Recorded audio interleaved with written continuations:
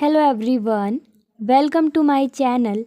Today's topic is coronary artery disease, unit of adult health nursing, which is disease related to cardiovascular system. So in this video we are going to cover topics like definition, etiology, pathophysiology, treatment, nursing management and nursing diagnosis for coronary artery disease. In this video, I'll provide you complete notes regarding coronary artery disease and the complete knowledge related to this disease condition. So, what is coronary artery? First of all, coronary arteries are the artery which supply blood to the heart. Means वो arteries जो heart को blood लेकर जा रही हैं उनको हम कहते हैं coronary artery. So what is coronary artery disease? So coronary artery disease also known as coronary heart disease means इसका जो अनदर नेम है that is coronary heart disease is a condition where the coronary artery जो कि heart को क्या करती हैं blood supply करती हैं बिकम नैरोड और ब्लॉक्ड. मीन्स जो कोरोनरी आर्टरीज़ हैं ये क्या है कि ये बहुत ज़्यादा नैरो हो जाएगी या फिर उसमें ब्लॉकेज हो जाएगी. किसकी वजह से? वहाँ पर क्या है एक प्लेक फॉर्मेशन हो रही है यानी कि एक फैट डिपोजिशन हो रही है, उस वजह से वो नैरो हो जाएंगी.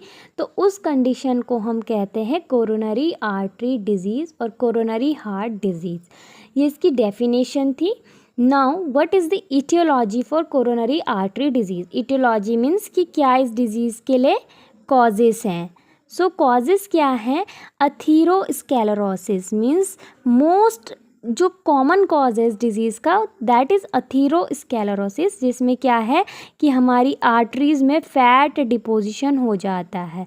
दूसरा है हाई ब्लड प्रेशर. जो पेशेंट होते हैं जिनको क्या है हाइपरटेंशन की प्रॉब्लम है उनको भी कोरोनरी आर्टरी डिजीज़ हो सकती है. Smoking, diabetes and obesity, all these patient are in risk of coronary artery disease and यही इन चीज़ों coronary artery disease को क्या करते हैं कॉज करते हैं.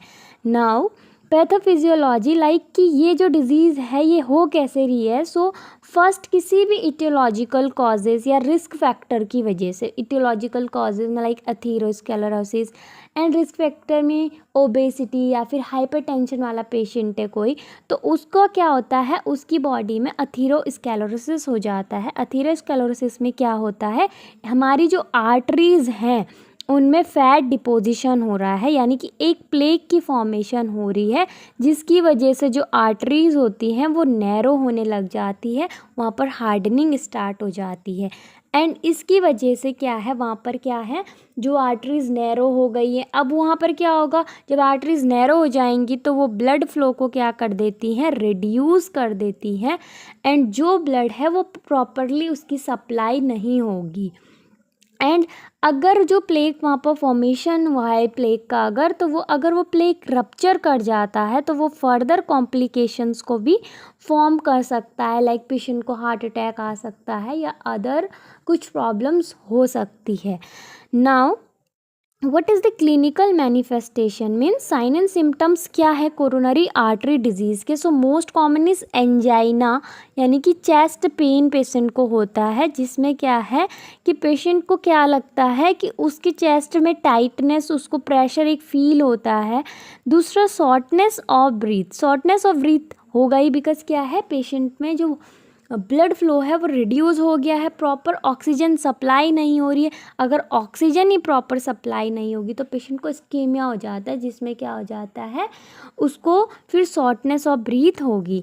फटीग यानी कि जो पेशेंट है वो टायर्ड फील करेगा बिकॉज प्रॉपरली ब्लड सप्लाई नहीं हो रही है. सो ब्लड के हमारी बॉडी में बहुत सारे फंक्शंस होते हैं तो वो सारे रिटार्ड हो जाते हैं, जिसकी वजह से पेशेंट को क्या है फटीग फील होता है. हार्ट अटैक के चांसेस बढ़ जाते हैं बिकॉज अगर कोरोनरी आर्टरी कम्प्लीटली ब्लॉक हो जाती है तो it can cause a heart attack. And symptoms इसके क्या है chest pain, shortness of breath and sweating, all these are symptoms अगर पेशेंट को क्या है हार्ट अटैक आने वाला होगा. एंड इसका मेन कॉज हो सकता है coronary artery disease. Now diagnostic evaluation for coronary artery disease, like हम कैसे डायग्नोस करेंगे कि किसी पेशेंट को क्या है, कोरोनरी आर्टरी डिजीज़ है। सो फर्स्ट इज़ इलेक्ट्रोकार्डियोग्राम, जिसमें हम क्या करते हैं, हार्ट की इलेक्ट्रिकल एक्टिविटी को हम मेज़र करते हैं एंड इससे हम डिटेक्ट करते हैं अगर कोई भी एबनॉर्मलिटी हमारे हार्ट में प्रेजेंट है। दूसरा हम स्ट्रेस टेस्ट करते हैं। स्ट्रेस टेस्ट में हम क्या करते हैं, हमारे हार्ट की एक्टिविटी को हम एसेस करते हैं ड्यूरिंग एक स्ट्रेस वाली कंडीशन के टाइम पे, कि हम पेशेंट को अगर स्ट्रेस हो रहा है तो उसका हार्ट उस टाइम पे कैसे फंक्शन कर रहा है। इकोकार्डियोग्राम, इसमें हम एक इमेजिंग के थ्रू हार्ट के स्ट्रक्चर एंड फंक्शन को क्या करते हैं, एसेस करते हैं। कोरोनरी एंजियोग्राफी मीन्स जो कोरोनरी आर्टरीज है उनकी विजुअलाइजेशन करते हैं थ्रू एक्सरेज, ओके, ताकि जो भी ब्लॉकेज आर्टरीज में हो या फिर कोई भी नैरोइंग अगर हो गई है तो उसको हम विजुलाइज कर सकते हैं। सिटी कोरोनरी एंजियोग्राफी यानी कि जो सीटी स्कैन होता है, जिसे कंप्यूटेड टोमोग्राफी कहते हैं, उसके थ्रू हम आर्टरीज को विजुलाइज करते हैं, ठीक है। And last is blood test. Blood test में हम क्या मेज़र करते हैं, पेशेंट का कोलेस्ट्रॉल लेवल या फिर blood sugar level. And because ये क्या है, ये जो लोग होते हैं जिनको हाई ब्लड प्रेशर है या फिर उनकी बॉडी में कोलेस्ट्रॉल का लेवल इंक्रीज़ हो रखा है, तो ये मेन रिस्क फैक्टर होता है कोरोनरी आर्टरी डिजीज़ के लिए। तो ये क्या था, इसका डायग्नोस्टिक इवेल्युएशन था कि हम कैसे डायग्नोस करेंगे कि किसी पर्सन को क्या है, कोरोनरी आर्टरी डिजीज़ है। नाउ मैनेजमेंट मीन्स क्या ट्रीटमेंट हम पर्सन को देंगे अगर उसको कोरोनरी आर्टरी डिजीज़ है, तो इसका जो मैनेजमेंट है वो फोकस करता है managing symptoms, like symptomatic management हम पेशेंट को दे रहे हैं, जिसमें हम ब्लड फ्लो को क्या करते हैं, इम्प्रूव करेंगे, हार्ट पे रिड्यूस करेंगे कोई भी रिस्क या फिर जो भी रिस्क है other complication for cardiovascular events के लिए, उन सब को हम प्रिवेंट करेंगे। सो सबसे पहले हम पेशेंट में कराते हैं लाइफस्टाइल चेंजेस या फिर कह लो लाइफस्टाइल मॉडिफिकेशन। तो फर्स्ट हम कराते हैं डाइट मॉडिफिकेशन। डाइट मॉडिफिकेशन में हम पेशेंट को क्या बोलते हैं कि वो हेल्थी डाइट ले, लाइक फ्रूट्स वेजिटेबल्स ले, एंड जो भी कोलेस्ट्रॉल है, सैचुरेटेड फैट्स है, इनको वो क्या करें, इनको अपनी डाइट से हटा दे, बिकॉज़ ये क्या कर सकते हैं, पेशेंट में अथीरोस्क्लेरोसिस फॉर्म कर सकते हैं। नाउ एक्सरसाइज पेशेंट को रेगुलरली करनी है, उसको फिजिकल एक्टिविटी में एंगेज होना है। स्मोकिंग को कम्प्लीटली वो क्विट कर दे, लाइक स्मोकिंग को नहीं करना है, बिकॉज़ ये हमारी कोरोनरी आर्टरीज को और डैमेज कर सकती हैं।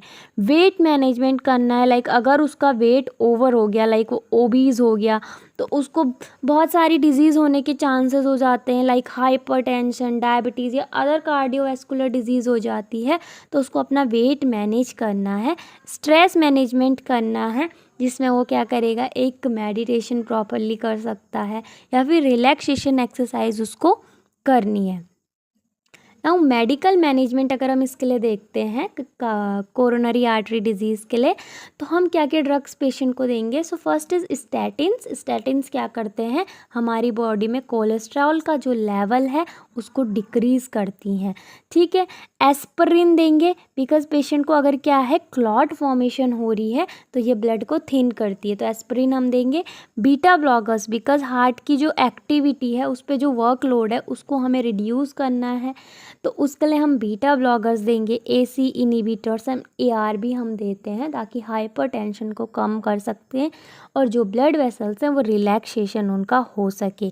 कैल्शियम चैनल ब्लॉकर्स देंगे ताकि जो भी ब्लड वेसल्स हैं वो कम्प्लीटली रिलैक्स कर सकें एंड हार्ट में इजीली ब्लड फ्लो हो सके। नाइट्रेट्स देंगे, बिकॉज जो पेशेंट है उसमें एक सिम्टम था which is angina. So angina, अगर चेस्ट पेन उसको हो रहा है तो हम नाइट्रेट्स उसको देते हैं। नाउ सर्जिकल मैनेजमेंट में दो सर्जरी है, एंजियोप्लास्टी, स्टेंट प्लेसमेंट या फिर कोरोनरी आर्टरी बाईपास ग्राफ्टिंग। अगर मेडिकल मैनेजमेंट लाइफस्टाइल मॉडिफिकेशन से भी पेशेंट की कोरोनरी आर्टरी जो डिजीज़ है वो क्योर नहीं हो रही है तो हम सर्जिकल मैनेजमेंट पे जाते हैं।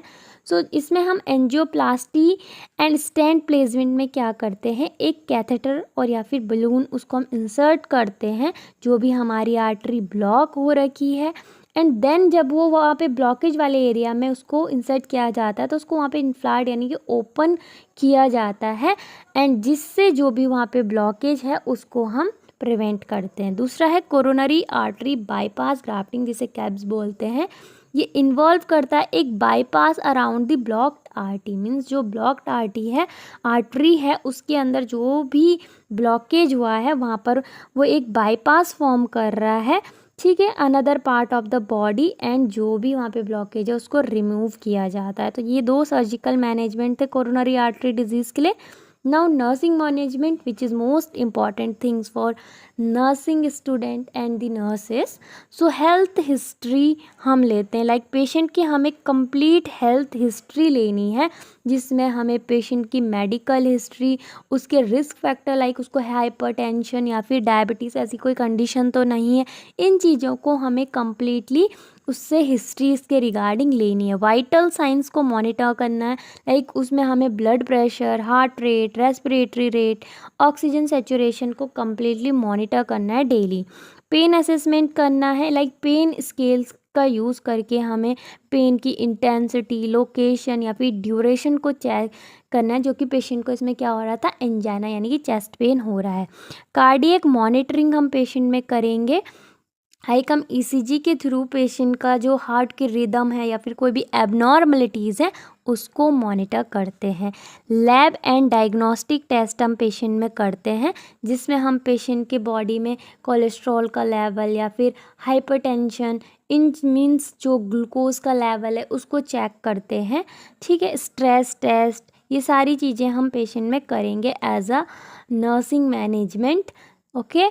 देन नर्सिंग डायग्नोज क्या है, decrease cardiac output related to reduce myocardial blood supply, means cardiac output decrease होगी क्योंकि वहाँ पर ब्लॉकेज हो रही है, हार्ट में कम्प्लीटली ब्लड जा ही नहीं रहा है तो कार्डियक आउटपुट ऑब्वियसली डिक्रीज हो जाएगी। एक्यूट पेन, पेशेंट को पेन हो रहा है बिकॉज उसको क्या आ रहा है, एक एंजाइना अटैक आ रहा है बिकॉज ऑक्सीजन का प्रॉपर सप्लाई नहीं हो रहा है। Activity intolerance related to imbalance between oxygen supply and demand, patient means patient में क्या है, एक ब्रीथलेसनेस हो रही है बिकॉज उसमें कम्प्लीटली ऑक्सीजन, जो बॉडी की डिमांड है ऑक्सीजन को लेकर वो सप्लाई कम्प्लीटली फुलफ़िल ही नहीं हो रही है। एंजाइटी है उसको कि अगर उसको हार्ट अटैक आ गया या फिर कोई भी कॉम्प्लिकेशन हो गई तो उसके रिलेटेड पेशेंट को एंजाइटी है। डेफिसाइट नॉलेज, पेशेंट को कम्प्लीटली नॉलेज ही नहीं है रिगार्डिंग डिजीज़ एंड प्रोसेस, तो ये सारी चीज़ों को लेके हमें एक नर्सिंग डायग्नोज बनाना होता है एंड फिर हम उसमें एक नर्सिंग इंटरवेंशन करके, एक प्लानिंग करके पेशेंट में उन चीज़ों को इंटरवेट करते हैं एंड इस डिजीज़ कंडीशन को मैनेज करते हैं। ये पेशेंट के लिए नर्सिंग मैनेजमेंट के अंदर आता है। Thank you for watching, hope this video help you out. Like, share and subscribe my channel.